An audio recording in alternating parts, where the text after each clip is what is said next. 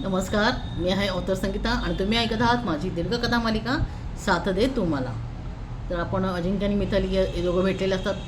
इथंपर्यंत आपण पाहिलं होतं की अजिंक्य सांगतो तिला की त्याचे वडील त्यांच्या लग्नाला तयार नाही आहेत. तर तो मितालीला म्हणतो की आपण दोघांनी खरं तर पळून जाऊन लग्न करायला हवं, पण मिताली या गोष्टीसाठी तयार नसते. आणि ते दोघं भेटलेले असतात तेव्हाच राहुलचा म्हणजेच मितेशच्या मित्राचा पार्टनरचा मितालीला कॉल येतो आणि तो तिला सांगत असतो की तू मितेशला कादंबरी लिहिण्यासाठी प्रोत्साहन कर किंवा त्याला आग्रह कर की तो कादंबरी त्याने पुन्हा लिहायला सुरुवात करावी. तर इथंपर्यंत आपण ही कथा ऐकली होती. त्याचे 11 भाग झाले होते. तर आजचा हा 12वा भाग. आता आपण ऐकूयात साथ दे तुम्हाला भाग 12वा.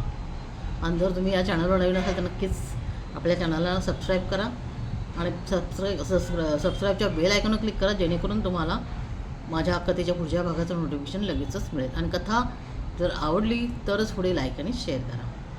आता कथा चालू करते.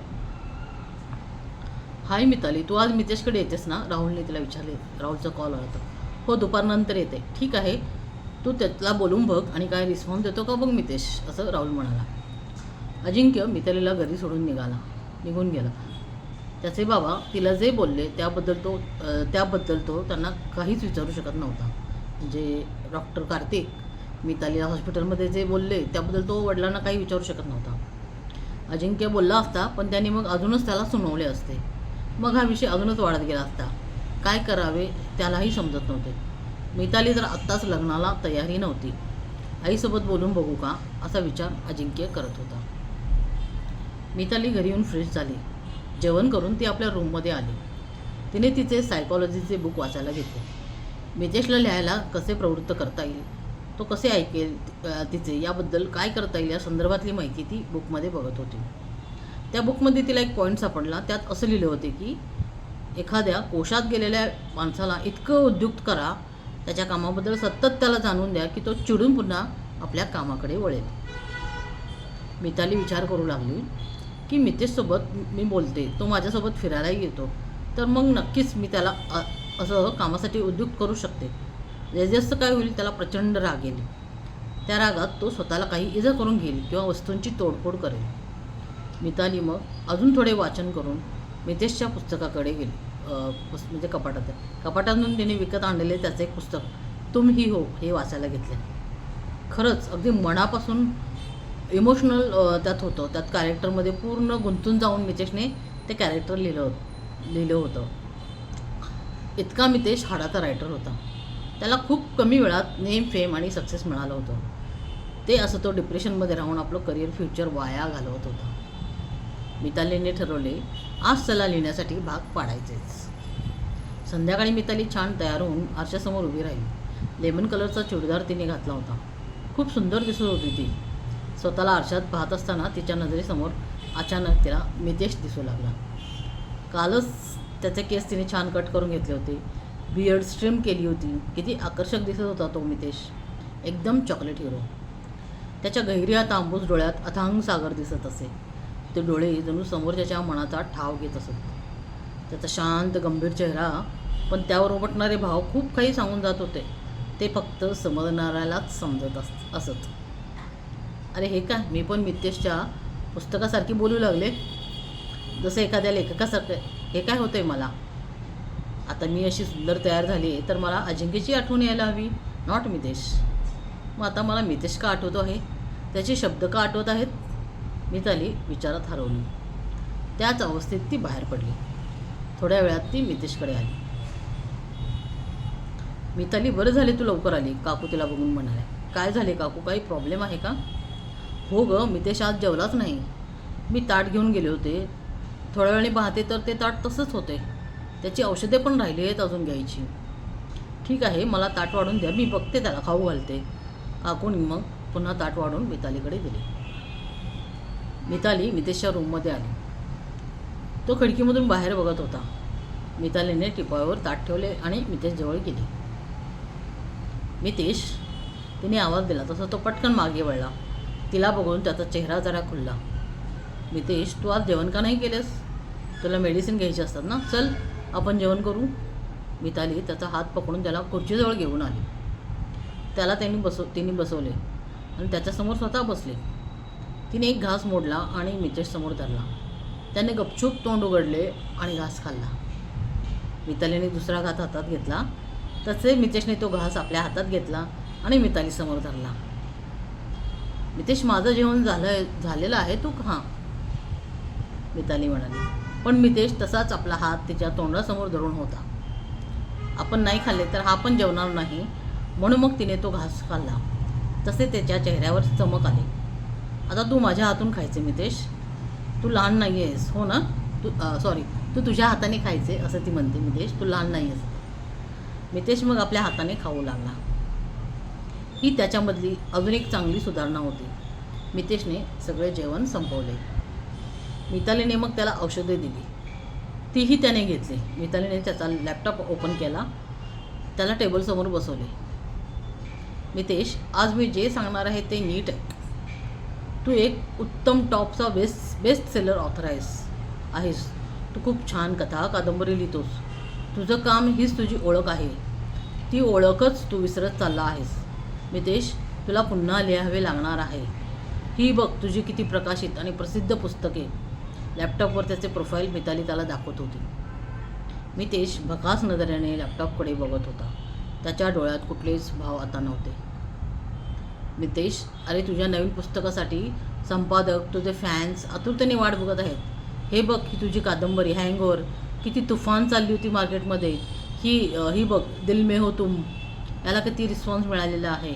बघ, लोक याचा पुढचा सीझन वाचायला मागत आहेत. मितेश, तू असा किती दिवस एकटाच एका कोशात राहणार आहेस? असंच जगत राहिलास तर संपून जाशील एक दिवस. लोक तुला विसरूनही जातील. मितेश, समजते का तुला मी काय बोलते ते? मिताली त्याला खांद्याला धरून हलवत होती. मितेश, आयुष्य एकदाच मिळते, ते असं वाया घालवू नकोस. तूच लिहिलं आहेस ना तुझ्या एका स्टोरीमध्ये, आत्ताचा क्षण महत्त्वाचा, तो मनमुराद जगून घ्यावा. उद्या काय माहीत, हा क्षण, ही वेळ असेल की नसेल, आपणही असू की नसू.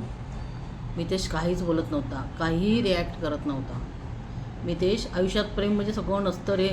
तुझ्या आईबाबांकडे बघ, तुझ्या आधाराची त्यांना गरज आहे आणि तू तसा स्वतः निराधार म्हणून जगत आहेस. कोण कुठली ती आर्या, तिच्यासाठी तुझं आयुष्य का पणाला लावत आहेस? मिताली त्याला बोलत होती अशी. I really hate that Arya. एक नंबरची स्वार्थी मुलगी आहे ती. तुझ्या भावनांची खेळून काय मिळवलं तिने? Nonsense girl. मिताली मोठ्याने मुद्दामाशी बोलत होती.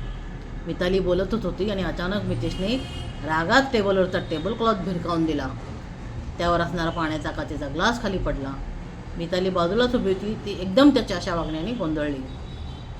ग्लास खाली पडला आणि फुटला. मिताली खाली बसून ते काचेचे तुकडे गोळा करू लागली, जेणेकरून मितेशचा चुकून पाय वगैरे त्यावर पडू नये म्हणून. मिताली काचा गोळा करत होती तेव्हा एक तुकडा तिच्या उजव्या तळहातात घुसला. आई ग, मिताली जोरात कळवळली. मितेशचे लक्षच नव्हते, पण आता ती ओरडली तसे त्याने तिच्याकडे पाहिले. मिताली जमिनीवर बसून डाव्या हाताने आपला उजवा हात पकडून बसली होती. काच तिच्या हातामध्ये रुतली होती आणि रक्ताची धार जमिनीवर सांडत होती. मितेश पटकन उठला. कपाटातून त्याने फर्स्ट एड बॉक्स काढला, बेडवर ठेवला. खाली वाकून त्याने मितालीचा डावा हात पकडला, तिला उभे केले. तू सोड मितेश, मी बघते काय करायचे. मितालीने आपला हात त्याच्या हातून सोडून घेतला. मितेशने पुन्हा तिचा हात पकडला. मिताली पुन्हा हात सोडायला बघत होती, कारण तिला त्याचा राग आला होता. मिताली, इथे बस, खूप लागले आहे तुला, मितेश इतकं बोलला. मिताली बेडवर बसत त्याच्याकडे आश्चर्याने बघत राहिली. मितेश चेअरवर बसला. त्याने तिचा हात आपल्या मांडीवर ठेवला. तो हलक्या हाताने तिच्या हातात घुसलेली काच काढू लागला, पण ती निघत नव्हती. मितेश, खूप दुखत आहे, मिताली आता वेदनेने कळवळत होती. काचेचा बराच मोठा तुकडा हातामध्ये तिच्या घुसला होता. तू डोळे बंद कर, मी काढतो तो तुकडा. थोडं दुखेल, पण यू फील बेटर, मितेश तिला समजावत होता. मितालीने मग डोळे बंद केले. मितेशने तो काचेचा तुकडा आपल्या बोटात पकडला आणि जरा जोर देऊन तो बाहेर ओढला. तिला खूप दुखले. मितेश, तिने घट्ट त्याचा दंड जोरात पकडला. तिच्या डोळ्यात पाणी आले.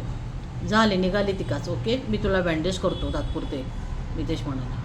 मितेशने हळूहळूपणे तिच्या हातावरचे रक्त डेटॉल घेऊन कापसाने पुसले. रक्त अजूनही येतच होते. त्याने अँटीसेप्टिक क्रीम जखमेवर लावली आणि त्यावर पट्टी बांधली. तो हे सगळं अगदी नाजूकपणे, हळूवार, तिला जास्त दुखणार नाही याची काळजी घेऊन करत होता. मिताली हे सगळं बघत होते. त्याचे इतके केअरिंग नेचर तिला अगदी भावून गेले. ओके डन, पण तू डॉक्टरकडे जा आणि इंजेक्शन घे आणि मेडिसिन पण घ्यायला हवे, मितेश म्हणाला. थँक्यू मितेश. तिने मग आपला हात काढून घेतला. मिताली आय एम सॉरी इतकं बोलून तो खिडकीजवळ गेला. मिताली त्याच्याजवळ आली. मितेश, माझ्यासोबत बोललास तू, आता तसंच तुझ्या आईबाबांशीही बोल. खूप दुःखी झालेत रे तुझ्या काळजीने. त्यांना तुझ्याशिवाय दुसऱ्या कोणाचा आधार नाही. मितेश काहीच बोलला नाही. त्याने बाजूला असलेल्या ड्रॉवरमधून एक सिगरेट काढली आणि ते पेटवू लागला. मितेश, हे काय करतोस? तुला आत्ता औषधे सुरू आहेत आणि तू स्मोक करतोस, असे बोलून तिने त्याच्या हातून सिगरेट काढून घेतली. प्लीज मिताली, आय वॉन्ट, दे मला. त्यानेही आपला हात तिच्या हातावर ठेवला. तिने सिगरेट घट्ट पकडली होती. तो जोर लावून घेत होता तसे मितालीने आपला उजवा हात त्याच्या हातावर ठेवला. त्याने नकळत त्याचा दुसरा हात तिच्या हातावर ठेवला. मितेश, माझा हात, मला दुखते आहे. त्याचा हात बँडेजवर होता तिच्या. त्याने पटकन आपला हात काढून घेतला. मिताली बेडवर बसली. घे तुझी सिगरेट आणि भरपूर स्मोक कर. आय एम अ फुल जी तुझ्यावर ट्रीटमेंट करते, तुझी काळजी घेते. बस मितेश, तुला वाटेल ते कर, मनात येईल तसं वाग. आम्ही कोणी नाही तुझी काळजी करणार. बाय, मी जाते आता. मिताली आपली पर्स घेऊन निघाली. ती मितेशच्या रूममध्ये बाहेर पडणार इतक्यात मिताली प्लीज स्टॉप, मितेशने तिला आवाज दिला. तर आज आपण इथेच थांबतो आहोत. कथेचा हा भाग तुम्हाला कसा वाटला हे नक्कीच मला कमेंट करून सांगा. आणि हा व्हिडिओ आवडला असेल तर लाईक करा.